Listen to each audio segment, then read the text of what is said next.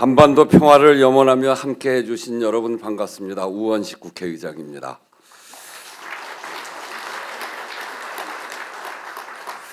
퇴임 후 처음으로 국회를 이렇게 찾아주신 문재인 대통령님 네 분 정말 환영합니다.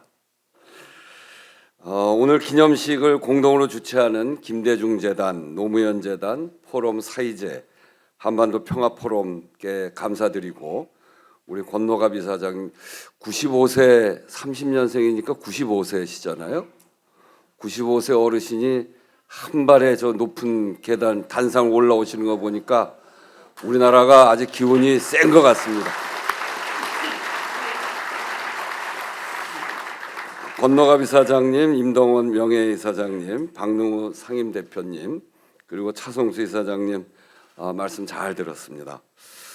판문점 선언 때 저도 여당의 원내대표로 현장에 있었습니다. 그날 저녁 함께 했던 자리를 생각하면 지금도 가슴이 뜁니다. 아, 이제 통일이 다 됐구나. 그러면서 술도 한잔하고 그랬던 기억이 나는데 참 지금 생각해보면 참 오래전 이야기, 아득한 기억인 것 같기도 하고요. 내일 모레 다시 만들어질 그럴 현장일 것 같기도 하고요. 우리 하기에 달려 있겠죠. 정말 남북 관계가 9년여의 퇴행을 뒤로하고 본래의 궤도로 돌아왔고 냉전의 상징이었던 판문점이 평화체제 구축을 약속한 그 무대가 되었던 순간이었습니다. 우리가 한반도 평화를 주도하겠다는 그 선언과 함께 우리는 더 큰 미래를 꿈꾸었습니다. 오늘 우리가 첫 번째로 기억해야 할 사실은 판문점 선언은 저절로 이루어지지 않았다는 것입니다. 베를린 연설부터 한미, 한중, 한러 정상회담 그리고 한미연합훈련 유예까지 한순간도 쉬지 않고 각고의 노력이 있었습니다. 정세가 좋아지기를 기다리지 않고 우리가 좋은 정세를 만들어냈습니다. 지금이 바로 그렇게 할 때인 것 같습니다. 오늘 우리가 기억해야 할 또 하나의 사실은 민주주의와 평화는 분리되지 않는다는 것입니다. 지난 12.3 계엄 그것을 다시 상기해 보면 북한의 위협을 비상계엄의 명분으로 내세웠고 그리고 계엄을 정당화하기 위해 남북 충돌을 유도하려 한 정황까지 드러났습니다. 과거에도 그랬습니다. 분단과 대결을 독재의 구실로 삼았고 사회와 개인의 삶과 상상력을 억압했습니다. 군사적 긴장을 조성해 정권의 위기를 막으려 했습니다. 이렇듯 우리 현대사는 민주주의와 평화가 키우고 평화가 민주주의를 단단하게 만드는 것을 두 눈으로 똑똑히 목도하면서 우리의 현대사를 거쳐져 왔습니다. 이제 민주주의를 회복하고 그 힘으로 평화의 수레바퀴를 다시 돌려야 합니다. 대결을 넘어서고 신뢰를 쌓으며 평화의 지평을 확장했던 그 역사를 반드시 복구해야 합니다. 우리는 이미 길을 잘 알고 있습니다. 7.4 남북 공동성명부터 12.3 남북 기본합의서, 6.15 남북 공동선언과 14 남북 정상선언, 그리고 4.27 판문점 선언과 9.19 평양 공동선언까지 그 안에 우리가 가야 할 방향과 방법들이 다 그대로 적혀 있습니다. 역대 남북 합의의 정신으로 돌아가야 합니다. 당면에서는 우선 사상 최악으로 치닫고 있는 남북 관계가 더 이상 위험해지지 않도록 최소한의 상황 관리부터 시작해야 합니다. 최근 접경 지역에서 대북 전단 활동이 재개되고 있고 포사격 훈련도 9.19 군사합의 전으로 돌아갔습니다. 접경 지역 위기가 다시 조성되고 있습니다. 대북 대남 확성기 방송부터 중단되어야 합니다. 우리 국민 접경지 주민들이 일상과 생업, 생존이 위협받고 있습니다. 잠을 잘 수도 일을 할 수도 없는 그 고통을 더는 외면하지 말고 책임 있게 해결할 방도를 우리가 찾아야 합니다. 대화 없이는 위기를 관리할 수도 평화를 만들 수도 없습니다. 대화 재개의 걸음을 재촉하고 9.19 군사 합의를 복원해서 우발적 군사적 충돌 그 가능성을 봉쇄해야 합니다. 북에도 요구합니다. 북은 재작년 남북 관계를 적대적인 두 국가 관계로 선언했고 작년에는 남북 도로와 철도를 폭파했습니다. 그렇게 해서는 안 됩니다. 남북은 등지고 담 쌓고 살 수 없습니다. 민족적으로, 역사적으로, 지리적으로 그 어떤 면으로도 단절한 채 살 수 없습니다. 서로 상대해야 합니다. 때로는 얼굴을 붉히더라도 말을 섞어가며 길을 찾아야 합니다. 이것이 남북의 운명이자 현실입니다. 이 현실을 끝내 거부할 수 있다고 한다면 그것은 공상입니다. 2018년 4월 우리를 가슴 뛰게 했던 그 다짐, 그 선언을 다시 떠올립니다. 평화, 새로운 시작, 그 출발선을 오늘 다시 그읍시다. 이대로 한반도 평화의 주인이 될 길을 잃지 말고 우리가 주인이 됩시다. 걱정과 희망이 교차하는 시기입니다. 오늘 이 자리가 다시금 평화를 향한 담대한 상상력을 복원하는 시작점이 되기를 바랍니다. 국회도 평화와 공동 번영의 시대로 나아가기 위한 구체적인 실천 방법을 찾겠습니다. 함께해 주신 여러분들의 평화를 기원합니다. 오늘 뜻깊은 자리를 마련해 주신 김대중 재단, 노무현 재단, 한반도 평화 포럼, 그리고 포럼 사회자 관계자분들께도 감사를 드립니다. 우리 문재인 대통령님 대분도 감사합니다.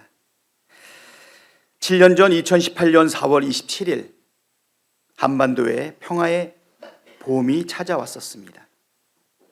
문재인 대통령님과 김정은 위원장이 군사 분계선을 넘으며 맞잡았던 그 손은 분단의 장벽을 넘어선 희망의 손길이었습니다. 4.27 판문점 선언은 한반도의 완전한 비핵화와 평화 정착, 그리고 공동 번영을 약속한 역사적 이종표였습니다. 남북이 주도한 이 선언은 9.19 평양 공동선언과 군사 합의로 이루어졌고 북미 정상회담의 문을 여는 출발점이 되었습니다. 그러나 안타깝게도 윤석열 정부는 그 시계를 거꾸로 돌렸습니다. 남북 대화는 멈춰섰고 군사적 긴장은 높아지고 있습니다. 9.19 군사 합의는 무력화되었고 한반도는 다시 냉전의 시대로 돌아갔습니다. 그뿐만이 아닙니다. 지난해 12월 3일 윤석열은 불법 개업을 선포하며 대한민국 헌정 질서와 민주주의를 유린했습니다.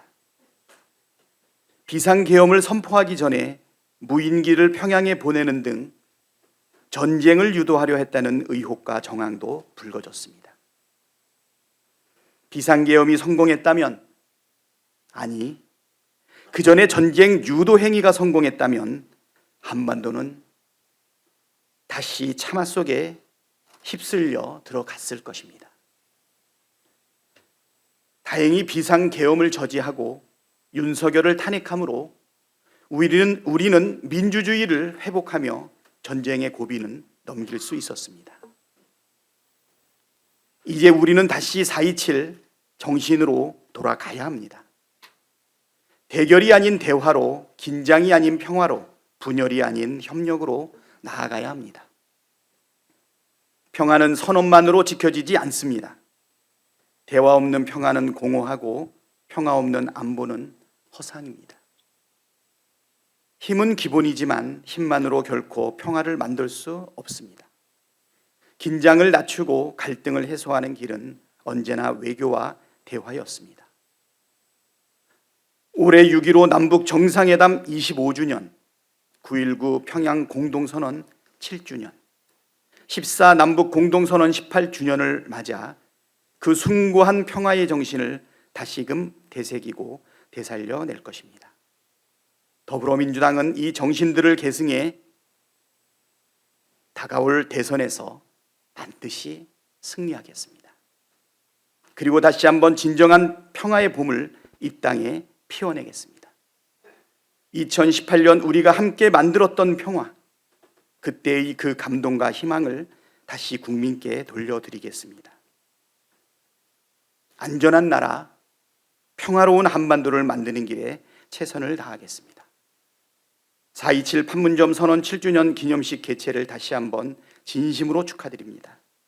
앞으로도 더불어민주당은 한반도 평화와 민생, 안보를 위한 길에 언제나 가장 앞에서 책임을 다하겠습니다.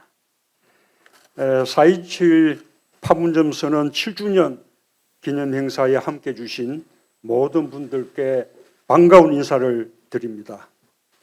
김대중 대전, 노무현 재단, 포럼 4.2제, 한반도 평화 포럼이 함께 오늘 행사를 준비해서 더욱 뜻깊습니다. 한반도 평화를 이어달리기 하며 만들어 온 주역들로서 절체절명의 한반도 위기를 극복하고 다시 평화의 길을 열어야 한다는 절박함이 서로의 의지를 하나로 모으게 했다고 생각합니다. 힘을 함께 모아주신 단체와 원로들께, 그리고 함께 해주신 우리 우원식 국회의장님께 깊은 존경과 감사의 마음을 전합니다. 대통령직을 마치고 고향으로 돌아온 지 3년 되었습니다. 마음 편할 날이 없었던 3년이었습니다. 김대중, 노무현, 문재인 정부가 국민과 함께 공들여 이룩한 탑이 여기저기서 무너지는 소리를 들어야만 했습니다. 나라가 국민을 걱정하는 게 아니라 국민이 나라를 걱정해야 하는 나날이었습니다. 2차 세계대전 후 개도국에서 선진국으로 성격한 유일한 나라, 지난 80년간 세계에서 가장 성공한 나라라는 국민적 자부심이 무너졌습니다. 눈 떠보니 선진국이라는 자긍심은 사라지고 추락하는 대한민국이라는 탄식과 우려가 커져만 갔습니다. 전임 대통령으로서 마음이 더욱 참담하고 무거웠습니다. 지난 3년은 그야말로 반동과 퇴행의 시간이었습니다. 모든 분야에서 멈춰서고 뒷걸음질 쳤습니다. 대한민국의 국격은 무너져 내렸고 국민의 삶은 힘겨워졌습니다. 한국 경제는 지난 3년간 침체의 늪에서 헤어나오지 못했습니다. 고물가, 고금리, 고환율의 삼중고에 민생 경제는 더욱 어려워졌고 잠재 성장률 2%에도 미치지 못하는 1%대 성장률을 기록하며 저성장의 늪에 깊이 빠져들었습니다. 한국 경제의 버팀목인 수출부터 최악의 성적을 보였습니다. 2017년부터 2022년까지 코로나 상황 속에서도 수출 실적은 19.2% 증가했지만 윤석열 정부 출범 이후 2022년부터 2024년 사이에는 증가율 제로를 기록해 제자리 걸음을 면치 못했습니다. 민생 경제의 지표인 내수 소비는 더욱 침체됐습니다. 윤석열 정부 출범 직후부터 작년 말까지 소비 지수가 역대 최장 기간인 11분기 연속으로 감소했습니다. 노동자 실질 임금은 관련 통계가 집계된 이후 처음으로 해마다 감소했고 최고 임금 역시 역대 최고치를 기록했습니다. 제조업 취업자 수도 관련 통계가 집계된 이후 가장 적었습니다. 이토록 경제가 어려운데도 국가 재정은 제 역할을 못했습니다. 경제를 살리기 위한 재정의 적극적 역할을 회피했고 오히려 막대한 세수 결손을 초래했습니다. 2023년과 2024년 각각 56조 원과 31조 원의 세수 결손에 이어 2027년까지 60조 원 이상의 추가 세수 감소가 전망되고 있습니다. 나라 곳간이 비면서 국가 경쟁력을 높이기 위한 투자와 서민들의 민생과 복지를 위한 정부 역할을 축소해야 하는 상황이 되었습니다. 윤석열 정부의 경제 실패와 무책임한 부자 감세에 기인한 것으로 세수 기반이 허물어지고 우리 경제의 대응력을 약화시킨 후과를 새로 출범하는 정부가 떠안게 되었습니다. 코로나 상황 속에서도 우리 경제를 지탱해내 OECD 주요국 가운데 최고의 성장률을 기록했던 전임 정부의 적극적 재정 정책을 비난하면서 거꾸로 간 결과입니다. 민주주의 역시 지난 3년간 크게 후퇴했습니다. 영국 이코노미스트 부설 연구기관의 발표에 의하면 2021년 16위까지 상승했던 한국의 민주주의 지수는 윤석열 정부에서 큰 폭으로 하락하여 역대 최저점수, 최저순위를 기록했고 완전한 민주주의 국가에서 결함 있는 민주주의 국가로 전락하였습니다. 스웨덴 민주주의 다양성 연구소에서는 한국의 민주주의 체제 등급을 강등하며 한국을 독재화가 진행 중인 45개 국가 중 하나로 분류했고 국경 없는 기자회가 발표하는 언론 자유 지수도 큰 폭으로 하락하여 세계 62위로 떨어졌습니다. 부끄러운 일이 아닐 수 없습니다. 안에서 새는 바가지, 밖에서도 새는 법입니다. 한반도 평화와 남북관계는 지난 3년간 회복이 어려울 정도로 망가졌습니다. 한반도 평화를 향한 역대 정부의 성과와 노력은 송두리째 부정되었습니다. 모든 대화는 단절되었고 평화의 안전핀이었던 9.19 군사합의마저 파기되었습니다. 끝간데 없이 대결을 부추기고 긴장을 고조시키며 남북이 언제 군사적으로 충돌할지 모르는 위험한 상황으로 치달았습니다. 급기야는 윤석열 정부가 계엄을 위한 위기 상황을 조성하기 위해 의도적으로 남북 간의 군사적 충돌을 유발하려 했다는 정황까지 드러나 수사가 주목되고 있습니다.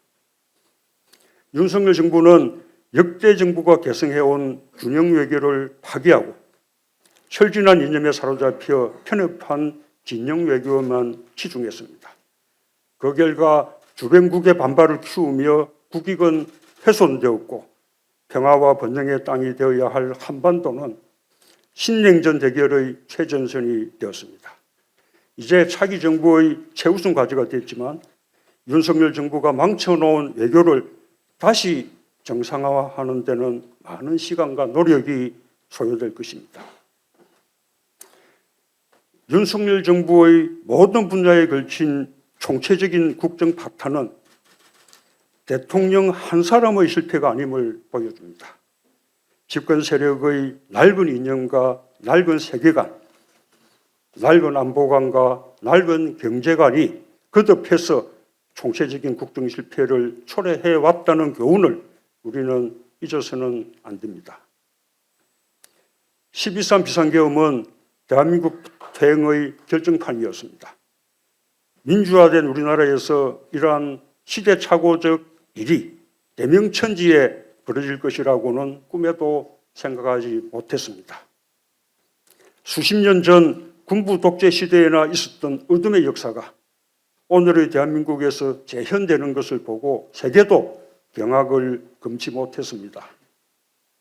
방심하면 언제든지 역사를 거스르는 퇴행적 시도가 일어날 수 있다는 것, 늘 깨어있는 시민들의 조직된 힘이 있어야 역사의 반동을 막고 계속 전진할 수 있다는 사실을 국민들은 새삼 절감하게 되었습니다. 반헌법적 비상계엄이 낭비인 상처와 후유증은 매우 깊습니다. 무엇보다도 가짜뉴스와 그릇된 신념과 망상에 기초한 정오와 혐오, 극단의 정치가 국민 통합을 해치고 민주주의를 위태롭게 하고 있습니다. 비정상과 몰창식이 판을 치며 민주주의를 근본에서부터 흔들고 있는 현실을 우리 사회가 심각하게 인식하고 이를 극복해 나가는 데 힘을 모아야 할 것입니다. 통합과 상생, 연대와 협치의 정치도 이 토대 위에서만 가능할 것입니다. 비상기업이 남긴 경제적 손실 또한 엄청납니다. 한국은행은 국내 총생산이 6조 원 이상 증발한 것으로 추산했습니다. 비상기업으로 인한 소비 위축으로 2달 만에 자영업자 수가 20만 명이나 감소하는 등 민생 경제에 준 악영향은 더욱 큽니다. 그나마 국회가 신속하게 계엄 해제를 의결하고 평화적으로 사태를 종식시킨 것이 환율과 주식시장의 충격을 완화하고 대외 신인도의 추락을 막을 수 있었습니다. 비상계엄은 국가 리더십 공백을 자초했습니다. 격변하는 국제질서와 격화되는 글로벌 통상전쟁에 적시에 대응하지 못함으로써 생긴 국가적 손실을 지금 우리는 겪고 있습니다. 역사는 때로는 후퇴하지만 결국 전진한다고 믿습니다. 대한민국은 전 세계가 경탄하는 놀라운 민주주의 회복력을 바탕으로 새롭게 시작하며 앞으로 나아갈 것입니다. 여전히 대한민국은 위대한 나라입니다. 지난 3년간 퇴행의 시간이었다고 해도 그동안 축적되어 온 대한민국의 국력과 위상은 쉽게 흔들리지 않습니다.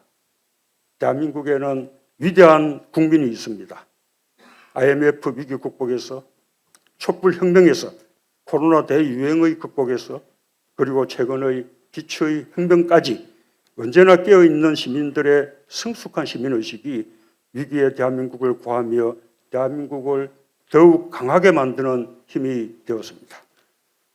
이제 다시 새로운 출발점에 섰습니다.